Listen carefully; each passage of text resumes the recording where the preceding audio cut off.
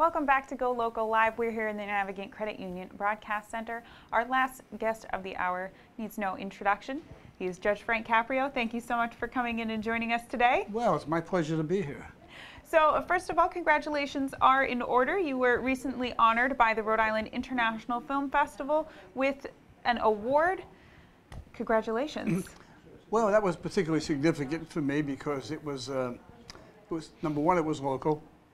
And Steve Feinberg is a dear, close friend of mine. So any award coming from that organization is particularly meaningful for me. And it gave me an opportunity to meet a whole bunch of people whose names I knew, but whose faces I didn't. So I made a number of new acquaintances and hopefully future friends. So it was a wonderful evening, particularly for my grandchildren. They came and they were just so happy. They were being filmed and they were taking pictures. And so when it was over, it was a family affair, and it was very rewarding for me. Fantastic, and it definitely it was a very fun night. I was there myself. Actually, it was a great night, a lot of fun. And they fed us. The most important part. Good food. So let's talk a little bit about the reason for your award. Your show, Caught in Providence, is it's coming to network TV. We will be on network TV beginning September 24th. It's being nationally syndicated, and so far it's been syndicated over 90% of the country. It'll be on for an hour a day. They're selling out 2 segments, half hour each. So it will be on 5 days a week for 1 hour a day, beginning September 24th. So we're really excited about that. It's been sold out in all of the major markets: New York, Los Angeles, California, obviously all of California and New England and Houston, and you name it. We've been syndicated there. And so how does it feel to know that your show, once so local, just seen by a couple hundred people here in Rhode Island, how does it feel to really have it be shown all over the country? Well, it's an amazing story because we actually have been on public access for over 20 years. And it was just my brother Joe and myself and 2 cameras. And with the advent of social media, a couple of years ago, it began to be picked up on social media all over the world. And recently, we were informed that we have 1.7 billion views worldwide. So it gives me, obviously, it gives me a great sense of satisfaction. It gives me a great sense of accomplishment. So we'll see what happens in the long run.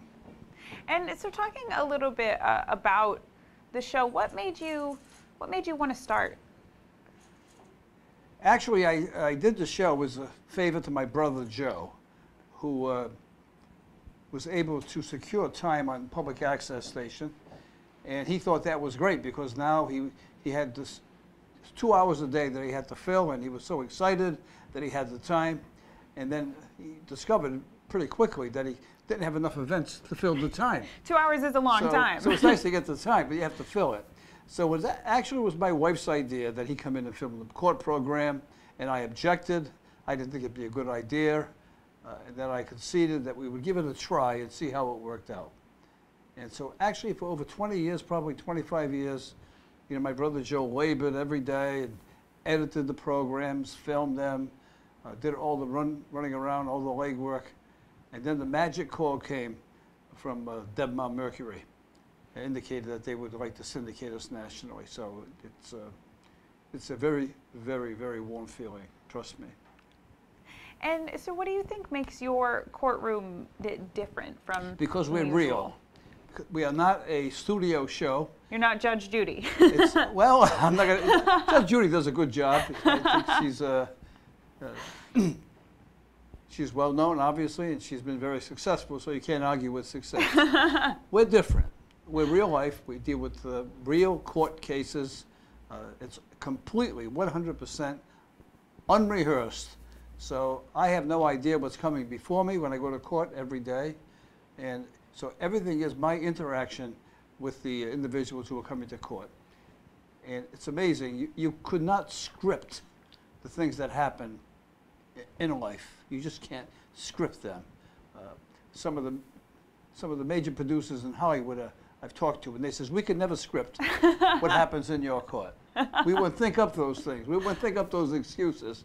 The youngsters, the little kids that come up on the bench that I love to bring up on the bench, you know, they say things that are just so exciting and so revealing as to what they're going through in their life. And the parents who are who are experiencing hardship because of lack of money and because of broken homes. And so we deal with real life experiences and real life problems. And there's really nothing quite like that on television. That is not a studio deal. And so how often do you film the show? Are you in there every single day and you pick the most No, interesting? we film for a week straight and then a couple of other days, and then take 2 weeks off, with the exception of a couple of days, and then go back again the third week. And so every time I sit, we film everything that comes before me. And so how do you choose what to include on the show? Do you include everything, or do you just find the most interesting? All I do is I go to work and I leave. I don't decide what gets placed on TV. I don't edit the show. I have nothing to do with those episodes that get chosen and those that don't get chosen. I really have no interest in that at all. None. You're just the talent. I just go to work and they push me out and say, okay, you're done for the day. And what do you think your show does for people? Why do you think it's important to have it out there? I think it gives them a sense of dignity. It gives them a sense of self-respect. It gives them a feeling that they are being treated fairly. And I hear that so many times that at least someone listens to me. That's what I hear. And at least someone treats me with respect. And you would think that something so basic in life as to treating others with a sense of respect, you would think that'd be a given. But it's not. Unfortunately, in some of our institutions of government, it's really not the institutions of government, it's the people who are in those institutions of government and how they treat people. So. And going along those lines, last week we had Jim Vincent in from the NAACP chapter of Rhode Island, and he was talking about how there's a low level of trust right now in Rhode Island's judicial system. And why do you think that is? Well, I don't know. Actually, I feel good about the Rhode Island judicial system. I think the judges in Rhode Island respond to the needs of the state and of the individual. So my experience has been very positive with Rhode Island judges. So I think life being what it is, that I would suspect that occasionally there are people like in every profession whose performance you would like to be different. But I would say that in my experience with the Rhode Island judiciary has been extremely positive. And speaking on that as well, just last week, 3 senators in Rhode Island sent a letter to the governor calling for a more diverse judiciary in the state. Do you think that's a priority for the state? Well, I think it's a factor that should be taken into consideration, obviously, with the changing demographics of our city and our state in particular. So the question is, should institutions of government reflect the demographics of the state? I would think. I don't think there should be a strict test. I don't think there should be a percentage, but I certainly think that we should balance it. In general, that should be the goal. That's a general rule, unquestionably. Absolutely. And so what would you like to say to your viewers of Caught in Providence? Well, the first thing I'd like to say is be sure to watch on September 24th. And what network will it It'll be seen on Fox. Actually, locally, it will be seen on Channel 9 between 12 and 1 in the afternoon. Okay. And that'll be on 5 days a week. So we look forward to your viewership, to your comments, to your support, and to help us get off to a good start. We love your enthusiasm for the show. I get positive reactions in so many places. So. And what would you say to someone to convince them to give your show a shot? Well, if you haven't seen it, then I say just take a short period of time between 12 and 1, beginning on the 24th, and watch Caught in Providence on Channel 9. And I think as a result of that, that you may find that the wheels of justice turn in Rhode Island in a very fair and even balanced sense. And that's that's your goal then, to always be as fair and just, and to give people as much dignity as possible. I hear more often than not from people. Incidentally, with social media, we hear from people all over the world, and we have letters from China, from Russia, from France, from Italy, from Africa, from all over the world. And it's always the same thing: fairness, being treated with fairness, being treated with dignity. Those are the buzzwords, and every human being is entitled to be treated with respect. Absolutely. Regardless where the situation is.